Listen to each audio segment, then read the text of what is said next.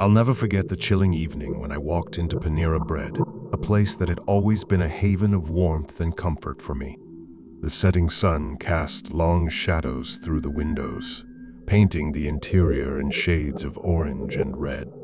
As I stepped inside, the familiar aroma of freshly baked bread enveloped me, usually a reassuring scent, but tonight it felt tainted somehow, like a warning.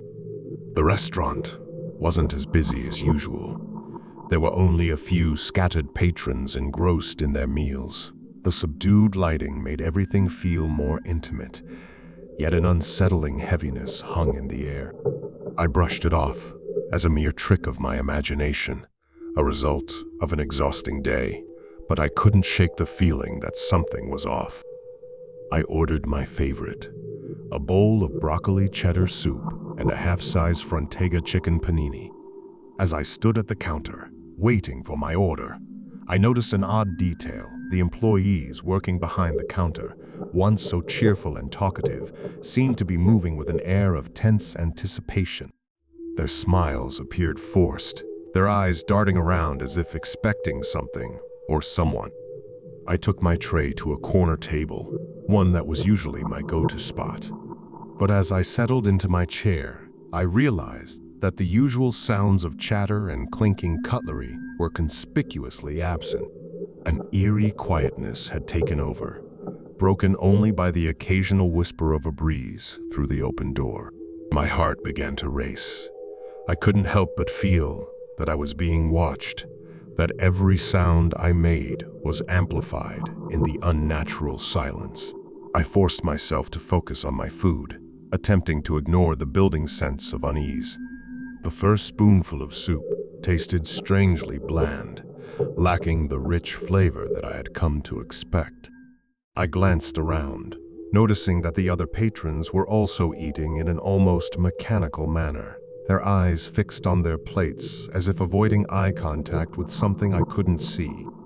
A shiver crawled down my spine, and I realized that the shadows seemed to be growing, creeping toward me, as if drawn by my fear. My gaze flickered toward the entrance, and that's when I saw a figure standing just beyond the glass door. The stranger's face was obscured by the shadows, but their presence was undeniable, like a black hole sucking the warmth out of the room. I blinked, and the figure was gone. A chill swept over me, and my heart pounded even harder. Was it just my imagination playing tricks on me?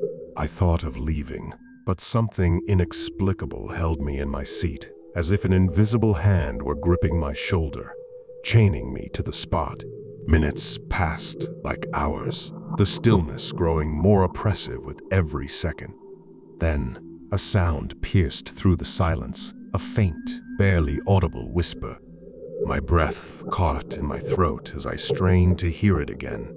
It was a soft, raspy voice, like a secret shared between shadows. The words were indistinct, almost like they were spoken in a language I couldn't comprehend. Yet the urgency in the tone was unmistakable. The whisper seemed to echo in my mind, sending waves of fear crashing over me. I looked around, desperate to find the source, but the other patrons remained oblivious, locked in their own silent worlds. The sensation of being watched intensified, and I felt a sudden urge to flee, to escape the suffocating atmosphere of the restaurant. Gathering all the courage I could muster, I pushed my chair back and stood up, my tray forgotten on the table. As I turned to leave, a piercing shriek tore through the air, freezing me in my tracks. The sound was guttural and anguished, a cry of pure terror that seemed to emanate from all directions. It was as if the very walls were screaming, absorbing the collective fear that had taken hold. My heart raced, and I stumbled backward, my eyes wide with horror. The shadows seemed to writhe, elongating into grotesque forms that twisted and contorted with a life of their own. I could almost see faces forming within them, faces that contorted in agony and despair, their mouths gaping in silent screams. I fled the restaurant, my footsteps echoing in the empty corridor. I burst through the doors and into the fading light of dusk, gasping for breath as I stumbled onto the pavement. My mind raced with a maelstrom of thoughts, each one more terrifying than the last. What had I witnessed in there?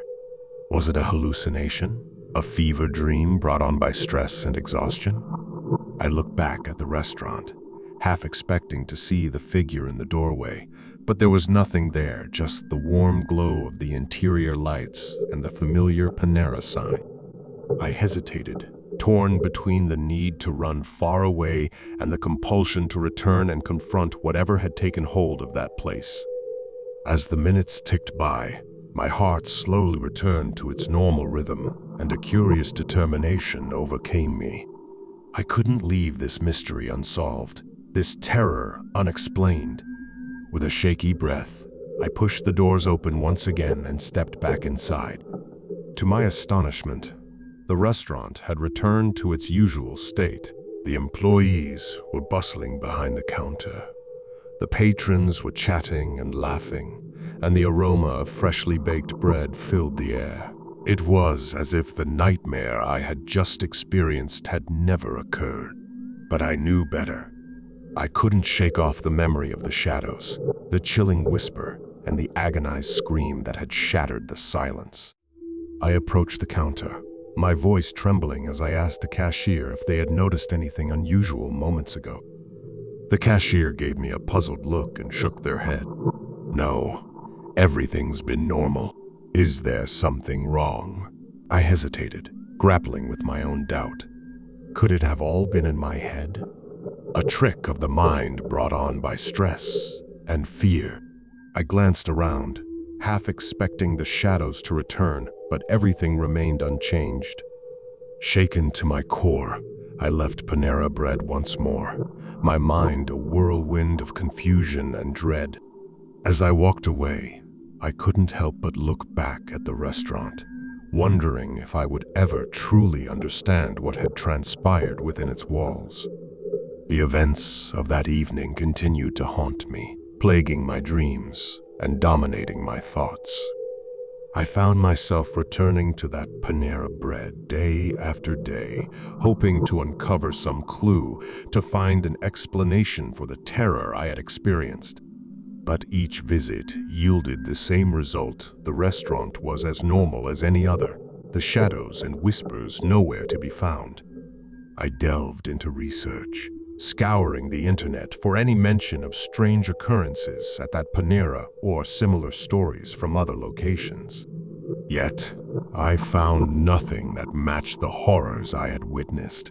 It was as if the incident was an isolated event, a nightmare that had chosen me as its unwilling witness. Weeks turned into months, and despite my efforts, I never found the answers I sought. The memories of that night continued to gnaw at me, a constant reminder that there were depths of fear and darkness I could never fully comprehend. I learned to live with the uncertainty, to accept that some things defy explanation and remain hidden in the shadows of our understanding. And so, I share my story as a cautionary tale, a reminder that even in the most ordinary of places, there may lurk an unspeakable terror, a chilling reality that exists just beyond the veil of our perception.